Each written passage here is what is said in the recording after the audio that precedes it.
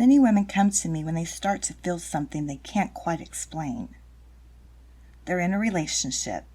They care about the person, but something doesn't feel quite right anymore. They feel like they're slowly disappearing inside of the connection. They start to notice they're not making the same choices. They're not spending time the way they used to, and they don't quite feel like themselves anymore. If you've ever found yourself wondering, when did I stop living my life like me? This conversation is for you.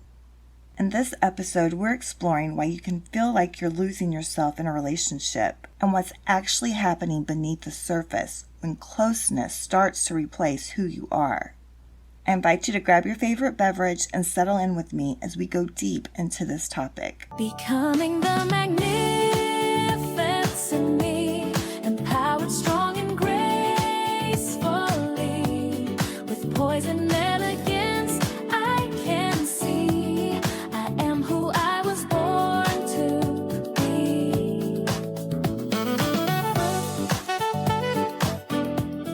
Welcome to Becoming, Conversationsin Elegance Empowerment, a sanctuary for women who desire to live with purpose, grace, and quiet confidence. I'm Sinead Singer, your host, author, and transformation guide. Gentlemen are welcome to listen in, but this space is intentionally crafted for the elegant woman becoming all she's meant to be. If this conversation resonates and you'd like focused private support, I invite you to explore private coaching. You can find more information anytime at becomingpublishing.com. Now, let's step into today's topic. Many women come to me when they realize they're no longer living their life the way they used to. They've stepped away from friendships. They've let go of routines that once grounded them. They've started making decisions based on how someone else will feel instead of what feels right to them. I can recognize it immediately because I've experienced it myself. At first, it doesn't feel like a problem. It feels like closeness. It feels like connection. It feels like love. However, over time, something shifts. You start to feel like you don't quite have the same space to be yourself. Remember the Looney Tunes cartoon with Pepe Le Pew? Remember how the black female cat was doused with white paint down her back to make her look like a skunk? Every time Pepe saw her, he grabbed her so tight that she struggled to get away.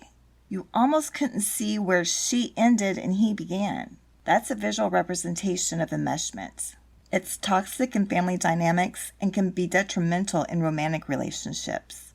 I've often called it the relationship killer. There's nothing wrong with closeness. There is nothing wrong with sharing your life with someone. We were made for partnership, and most elegant women have a desire to be connected on a deeper level with someone. That is a positive thing. It's when we begin to feel like we're disappearing, like we have to diminish ourselves to keep the peace. Like we no longer have rule over our own inner kingdom because our actions and decisions are being dictated by someone else. That's when we realize that what we thought was love has actually transformed into enmeshment. In his book, Identifying Real Love, Dr. Tim Clinton explained that while we may call it love, enmeshment is actually smothering a weak, needy person with too much attention and direction, giving in meekly or defiantly to the demands of a demanding person, taking responsibility for another's choices instead of letting them experience the consequences of their decisions, losing your identity in someone else, being dominated by them and taking on that person's emotions, values, thoughts, and behaviors, switching roles with your children and expecting them to meet your emotional needs, building your relationship on power instead of mutual respect. I see these traits in many of my 20 and 30-something clients with their parents, but it's also very prevalent in romantic relationships. It doesn't start out toxic. It rarely ever does. Healthy relationships are built on what is called interdependence. This is where two people are connected but still whole within themselves. Interdependence is a term used in marriage and family therapy that means all the parts of a family unit are interconnected. When one part changes, so will all the other parts. Thus, change on any one individual's part creates change throughout the entire system. It is possible to have cohesion without being enmeshed. Cohesion is the feeling of emotional closeness to others while maintaining a balance of separateness and connectedness. In fact, enmeshment leads to the opposite of cohesion. It leaves a person feeling smothered, controlled, manipulated, and not at all emotionally close to the person displaying these actions. Quote, "If you've been mistaking counterfeit love for the real thing, then you need a breakthrough, a flash of insight, and a dose of courage to take action and change the status quo. In real love, your beloved is the most important person in the world to you, but your relationships with your family and friends continue to be important to you, and you do not neglect them," Dr. Clinton wrote. Enmeshment focuses on togetherness only and often discourages an individual from having interests outside that relationship or being their own person. The problem begins when connection starts to replace individuality. When your life begins to revolve around maintaining the relationship instead of living your life within it, that's the moment where many women start to feel like they're losing themselves, even if they can't yet explain why. I invite you to stay with me because next we're going to take a look at what the research has to say about enmeshment. If this conversation is resonating and you recognize yourself in what we're discussing, I invite you to apply for private coaching. I work privately with a small number of women each season who are ready to rebuild confidence, strengthen emotional boundaries, and make clear decisions in life and love. This is structured, focused work, not surface motivation. If you're navigating heartbreak or life transitions and you want grounded private support, you can apply at becomingpublishing.com. I personally review every application. Do you recognize yourself in any of these examples we've talked about so far? If so, what you're experiencing is enmeshment, and it has been studied extensively in psychology.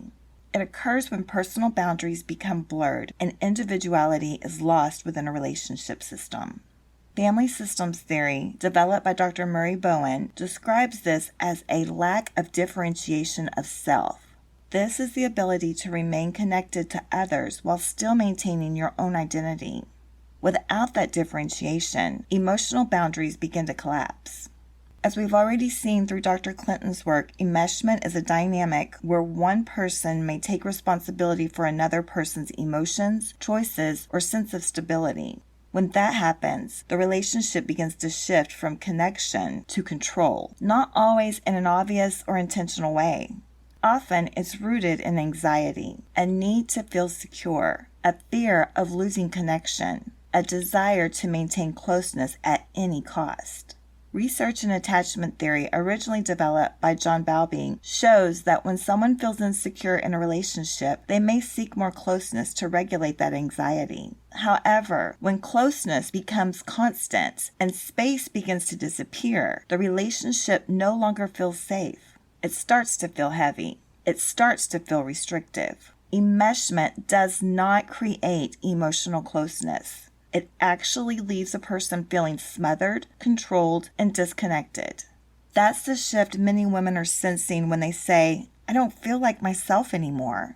If something in this conversation is resonating with you, if you're recognizing a dynamic you haven't been able to name, I invite you to begin with a clarity reset session. Sometimes clarity isn't about getting new information. It's about finally seeing what's already there. You can book yours anytime without an application at becomingpublishing.com. I invite you to stay with me because next I'm going to show you how you can take all this information and use it in your own life to become more interdependent and cohesive in your relationships. Many of the ideas we're exploring this season are expanded on in my newest book, Becoming Lavishly Loving, available on Spotify, my website, and most online booksellers. It explores intuition, emotional boundaries, and protecting your inner world with elegance. For women who are ready to apply this work in real time, not just understand it intellectually, I offer a private 3-month coaching container where we rebuild confidence and clarity from the inside out. You can learn more and apply at becomingpublishing.com. If you're recognizing yourself in this dynamic, I want to offer you something practical you can do for yourself. If you're driving, please pull over into a safe place. If that isn't an option, you can do this exercise verbally or in your head. You can always come back when you're out of the car and do it fully. Now, if you're able, grab a piece of paper and a pen. Let's walk through this together.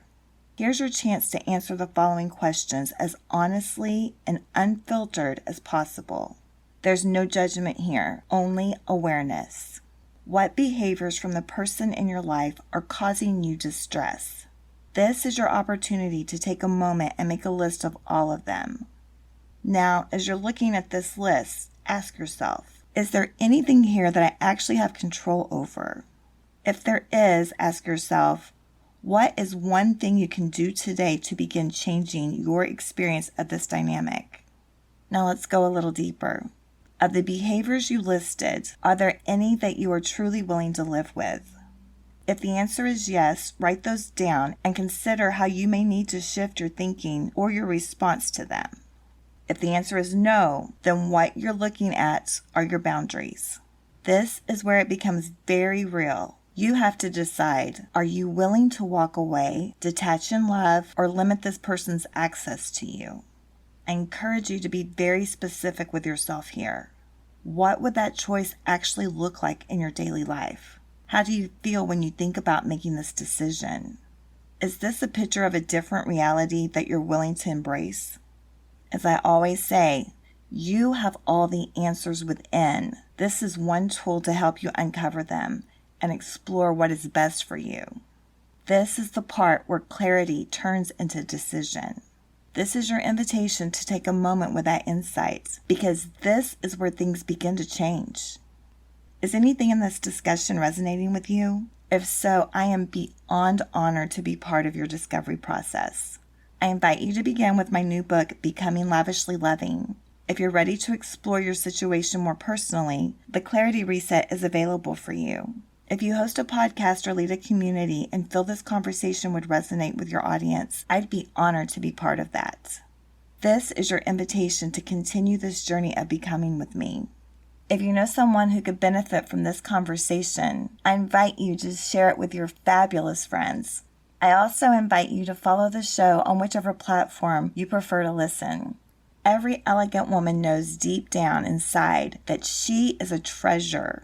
In case you need reminding, you are not meant to disappear in love. You are meant to be met in it and to shine. Thank you so much for spending time with me on Becoming Conversations in Elegance and Empowerment. If something in today's conversation spoke to you and deeper focused support feels right, I invite you to explore private coaching at becomingpublishing.com. Until next time, stay elegant, stay empowered. Becoming the magnificence in me, empowered, strong, and gracefully, with poison.